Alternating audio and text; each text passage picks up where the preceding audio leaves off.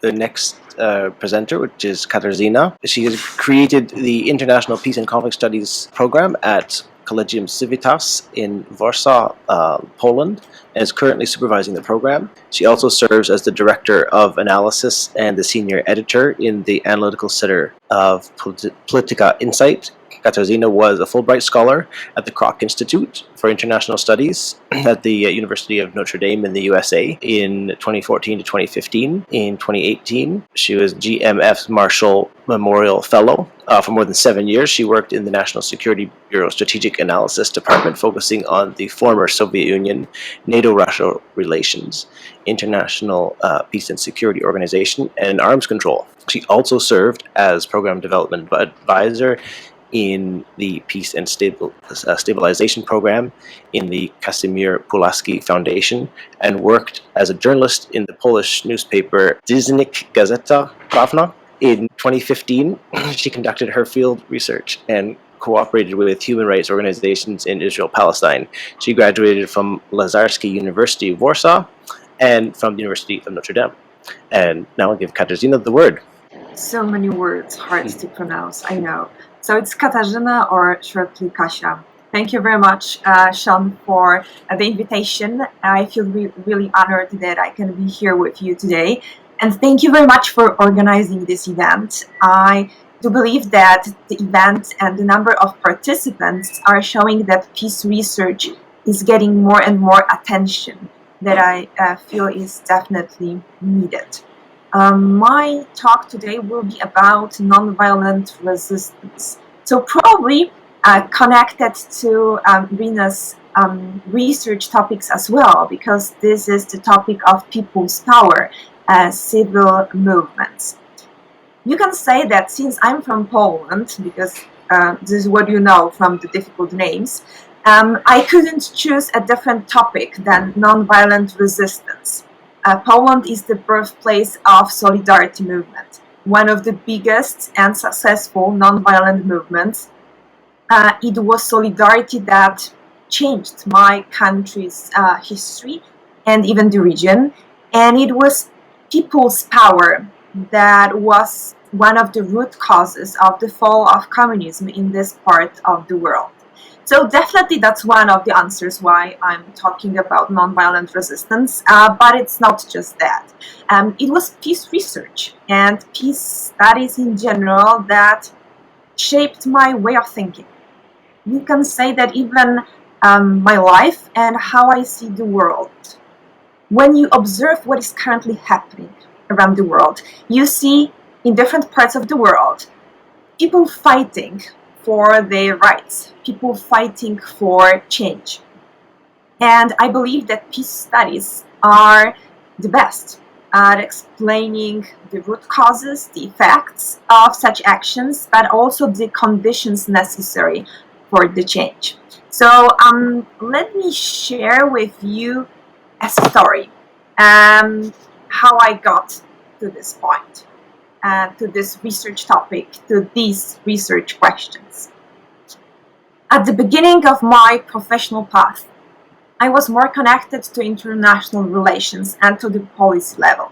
I was always interested in global issues, and one of my first jobs or positions was a position in the National Security Bureau of Poland. Sounds terrifying, but I'm not a spy. National Security Bureau, this is an analytical institution advising the President of Poland. And I was working on the issues connected to the former Soviet Union, but also peace organizations and arms control. And, you know, the work was hard, but also interesting. But at some point, I felt that something was missing. Something was missing in my understanding of the field, and something was missing in the discussions that we were having in Poland. And I realized what was missing when I entered Kroc Institute for International Peace Studies at the University of Notre Dame as a Fulbright Scholar. These were peace studies, or the concepts, theories, perspectives, and also research.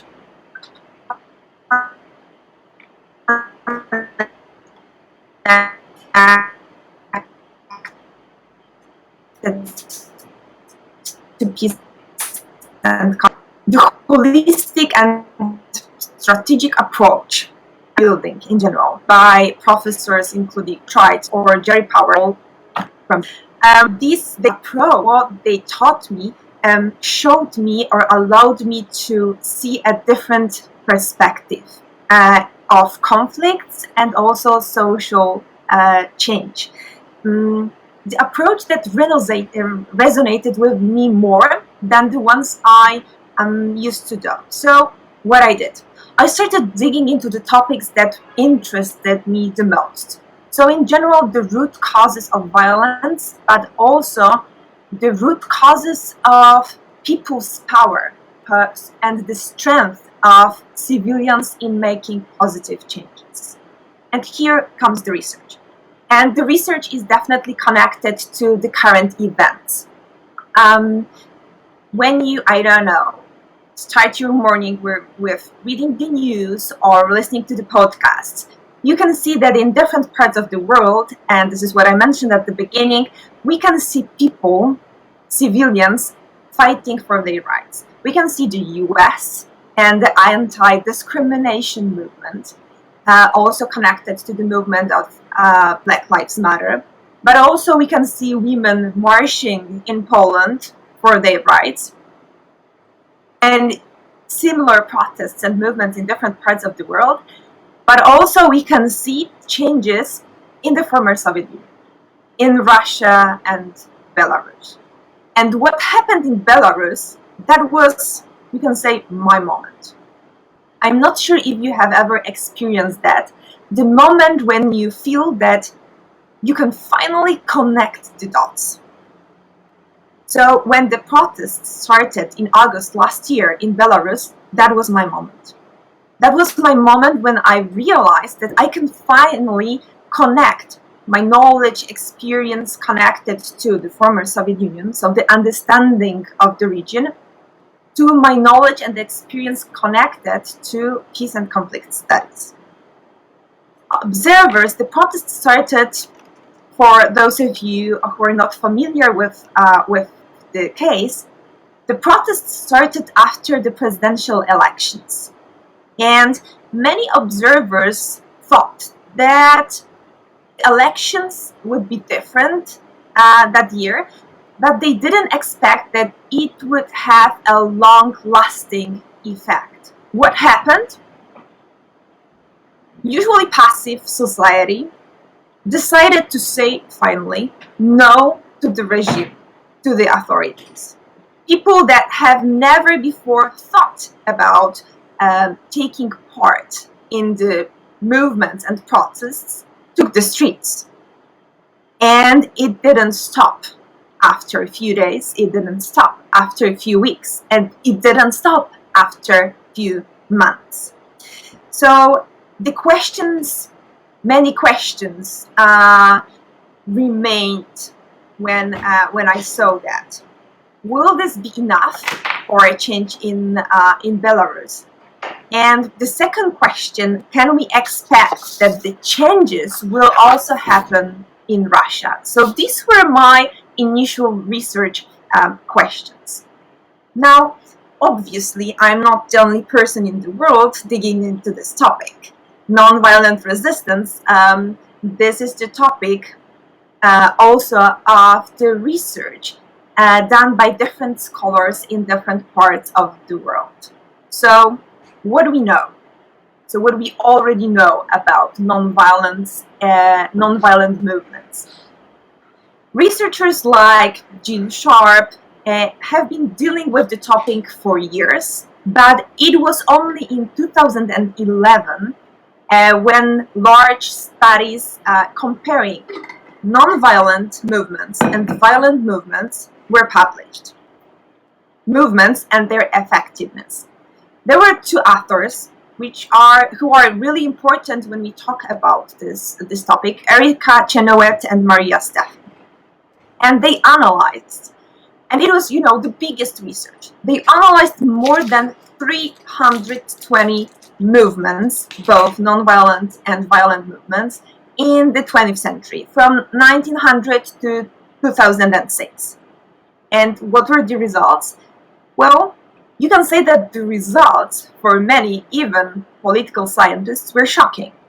There are um, two main points that we all should remember, especially if we are interested in social changes and making the world more peaceful.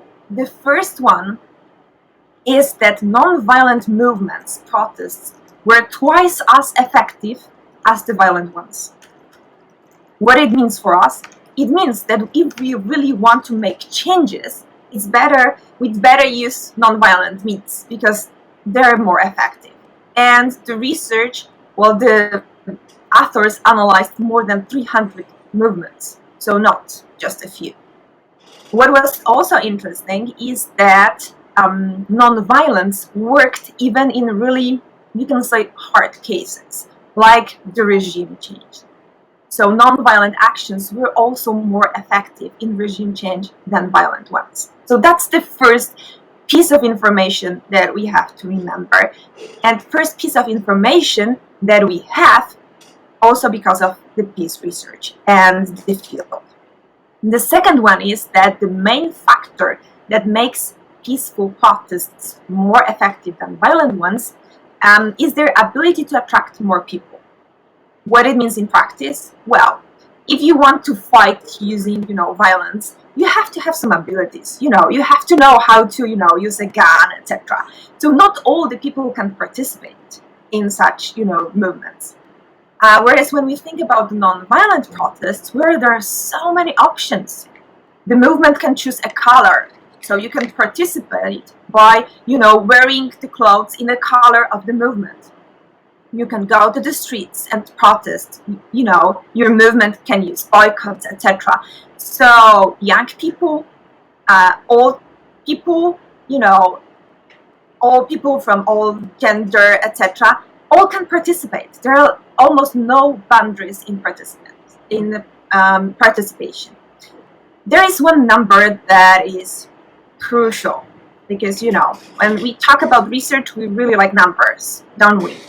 So 3.5% of the population. When 3.5% of population is taking active part in the movement, you can say that it guarantees success. So if you check what is happening currently in different parts of the world, you can measure what are the prospects for the future. So the research that Chenoweth and Stefan showed and published, that was, a wake-up call, or you can say a breaking point. More and more people started digging into the topic. It wasn't, the end of the research. Well, finally we know non-violence is better. No, that was, the beginning of the next step, you can say. Because there were so many questions, after the research. Or what are other factors? What about external support? If, let's say, actors from abroad are helping the movement, is this important or no? Well, the author, Chenoweth and Stefan, a few weeks, I think, ago, published the second book on external support, and contrary to what people usually feel and think, and especially, the authorities, well, no, external support, it's not a crucial factor. Without the strength of people, civilians, external support, you can say, is nothing. But of course, there are some ways how we from abroad can help people to fight for their rights. So for me, it was also a starting point with, of course, lots of questions. When I think about Russia and Belarus, that's my, regional area of interest. There's one main question. Can civil resistance change Russia and Belarus, and I talk about these two countries because there's a union between these two countries, into democracies? If it's possible that civil resistance will change Russia and Belarus into democracies.